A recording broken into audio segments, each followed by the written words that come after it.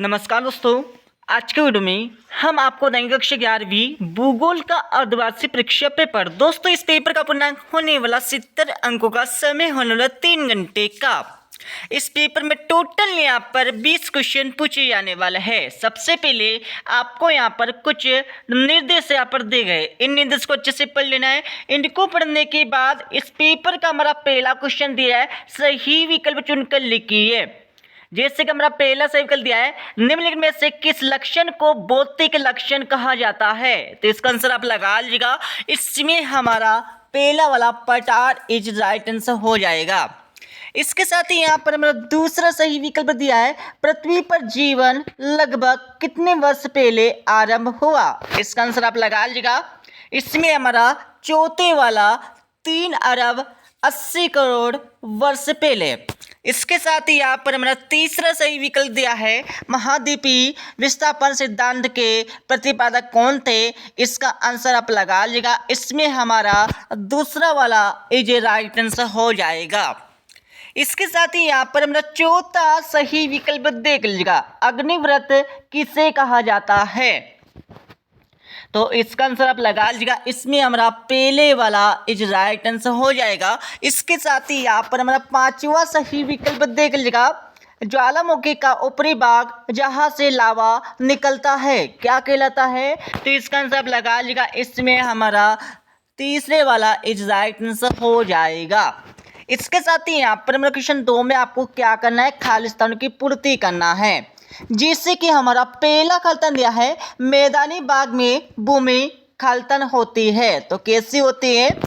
तो इसका आंसर लगा लीजिएगा। पहले में आपको लिखना है यहाँ पर समतल। कैसे होती है? समतल होती है।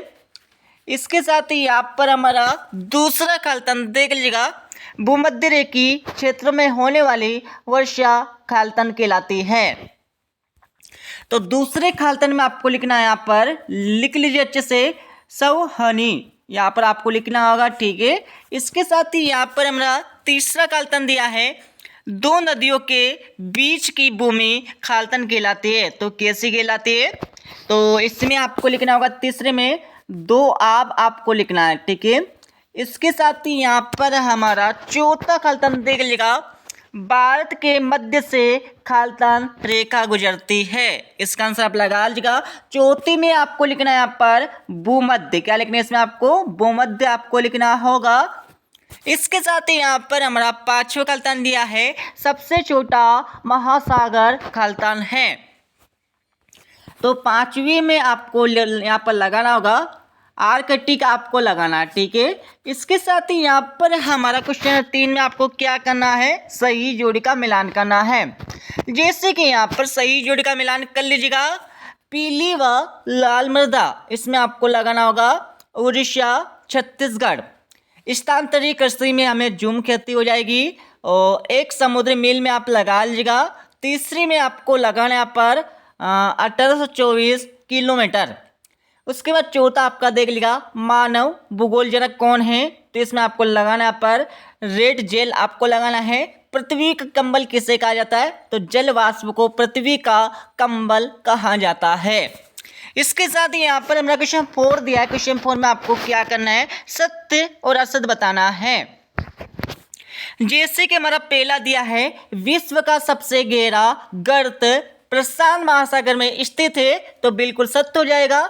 इसके साथ ही दूसरा आपका दिया है, भूमध्य रेखा पर ध्रुवों की अपेक्षा अधिक गुरुत्वाकर्षण बल होता है। तो ये हमारा असत्य हो जाएगा।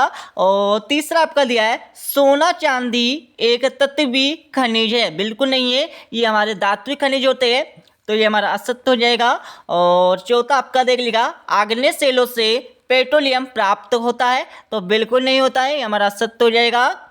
पांचवा आपका दिया है, हिमालय की उत्पत्ति से पूर्व यहाँ पर टेसिन सागर था। बिल्कुल था, हमारा सत्य हो जाएगा। और छठा आपका दिया, भारत में पवनों से वर्षा होती है। बिल्कुल होती है, हमारा सत्य हो जाएगा। इसके साथ ही यहाँ पर हमारा क्वेश्चन 5 में आपको क्या करना है, एक शब्द अथवा एक वाक्य में उत्तर देना है। जैसे कि हमारा पहला दिया हुआ है, ओजोन परत पृथ्वी की सतह से कितनी ऊंचाई के बीच पाई जाती है? तो इसमें आपको लिखना होगा लगभग 15 से लेकर 15 से लेकर 35 किलोमीटर, ठीक है। उसके साथ ही यहाँ पर हमारा दूसरा देख लीजिएगा, भूकंप नापने की इकाई को क्या कहते हैं। इसमें आपको लिखना है, दूसरे में क्या लिखना है, रिक्टर पैमाना। क्या बोलते हैं इसको, रिक्टर पैमाना। आपको दूसरे का आंसर लगाना होगा। इसके साथ ही यहाँ पर हमारा तीसरा क्वेश्चन देख लीजिएगा, मानसून का विवर्तन क्या है। तो मानसून का विवर्तन क्या होता है ये आपको बताना है। इसका आंसर अच्छे से सुन लीजिएगा, मानसून के पीछे हटने या लौटने को मानसून का विवर्तन कहा जाता है। वापस से सुन लीजिएगा, मानसून के पीछे हटने या लौटने को मानसून का विवर्तन कहा जाता है। इसके साथ ही यहाँ पर हमारा चौथा देख लीजिएगा, प्रायद्वीपीय पठार की सबसे ऊंची चोटी कौन सी है। तो इसमें आपको लगाना है, चौथे में क्या लगाना आपको, अनाई मुड़ी। यहाँ पर लगा लीजिएगा अच्छे से, अनाई मुड़ी आपको लगाना है, ठीक है।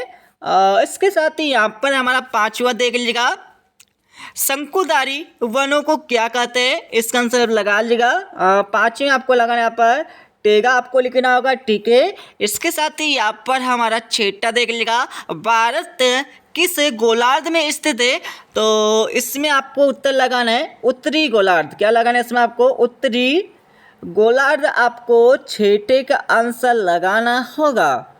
इसके साथ ही यहाँ पर हमारा 2-2 नंबर के क्वेश्चन देख लीजिएगा, भूगोल की परिभाषा लिखिए अथवा क्वेश्चन आपका दिया हुआ है, वायुमंडल से आप क्या समझते हैं। सातों क्वेश्चन देख लीजिएगा, प्रायद्वीपीय नदी के 3 आपको लक्षण बताना होगा। अथवा क्वेश्चन आपका देख लीजिएगा, जलवाष्प किसे कहते हैं। आपका 8वां दिया है, भारत को उपमहाद्वीप क्यों कहते हैं। अथवा क्वेश्चन आपका दिया हुआ है, भौतिक भूगोल क्या है। 9वां क्वेश्चन आपका दिया है, ज्वार-भाटा से क्या तात्पर्य है। अथवा क्वेश्चन आपका दिया है, जलवायु से क्या तात्पर्य है। इसके साथ ही यहाँ पर हमारा 10वां क्वेश्चन देख लीजिएगा, ह्यूमस किसे कहते हैं। अथवा क्वेश्चन आपका दिया है, सामाजिक वानिकी से आपका क्या अभिप्राय है। इसके साथ ही यहाँ पर हमारा 11वां क्वेश्चन दिया है, दून किसे कहते हैं, कोई 2 दून के नाम बताइए। इसके साथ ही यहाँ पर अथवा क्वेश्चन दिया हमारा, सूर्यताप किसे कहते हैं। 12वां क्वेश्चन आपका दिया हुआ है, वाष्पीकरण किसे कहते हैं। अथवा क्वेश्चन आपका दिया है, भारत की आकृति किस प्रकार की है, ये आपको बताना होगा, सिंपल सा। 13वां क्वेश्चन आपका दिया है, मृदा क्या है, मिट्टी क्या है, ये आपको बताना है और उसका आपको महत्व भी बताना है। और अथवा क्वेश्चन आपका दिया है, अप्रवाह से क्या तात्पर्य है। और 14वां क्वेश्चन आपका दिया हुआ है, ठीक है, अच्छे से पढ़ लीजिएगा और अच्छे से आंसर याद कर लेना है। इसके साथ ही यहाँ पर 15वां क्वेश्चन आपका दिया हुआ है 3 नंबर का, और 16वां क्वेश्चन आपकी परीक्षा में 3 नंबर का आने वाला है। 17वां क्वेश्चन में आपको बांगर और खादर भूमि में आपको अंतर बताना होगा 3। और 18वां क्वेश्चन आपका दिया हुआ है, ठीक है। और 18वां क्वेश्चन आपका दिया हुआ है, जिसमें आपको मृदा संरक्षण के उपायों को आपको क्या करना, वाक्य करना है। संरक्षण का मतलब होता है बचाव करना। 18वां क्वेश्चन आपका दिया हुआ है। और 19 क्वेश्चन आपका देख लीजिएगा, जो आपकी परीक्षा में 5 नंबर का आने वाला है। इसके साथ ही यहाँ पर हमारा 20 वाला 20 वाला क्वेश्चन देख लीजिएगा, भारत के सीमाकार मानचित्र की निम्नलिखित को दर्शाइए। दोस्तों आपको परीक्षा में एक मानचित्र दिए जाने वाला है, ठीक है, जिसमें आपको महानदी, बॉम्बे हाई, सबसे कम वर्षा वाला भाग, दक्कन का पठार और 5वां आपका दिया थार का मरुस्थल। इन सभी को आपको भारत के मानचित्र में दर्शाना होगा। तो ये भारत के मानचित्र में कहाँ पर स्थित है, सिंपल सा आपको भारत के मानचित्र में इनको दर्शाना होगा। या फिर आप इसके अतिव्यय वाले क्वेश्चन को भी कर सकते हैं। इसके अतिव्यय क्वेश्चन में आपको क्या करना है, चिल्का झील, विशाखापट्टनम, गोदावरी नदी, मालवा तट, ज्वारी वन, इन सभी को आपको क्या करना है, भारत के मानचित्र में दर्शाना होगा। तो इस प्रकार से यहाँ पर हमारा कक्षा 11वीं का भूगोल जियोग्राफी का पेपर कंप्लीट हो जाएगा। इस पेपर को पूरा अच्छे से याद कर लीजिएगा। ठीक है दोस्तों, मिलते हैं अगले वीडियो में। जब जय हिंद, वंदे मातरम।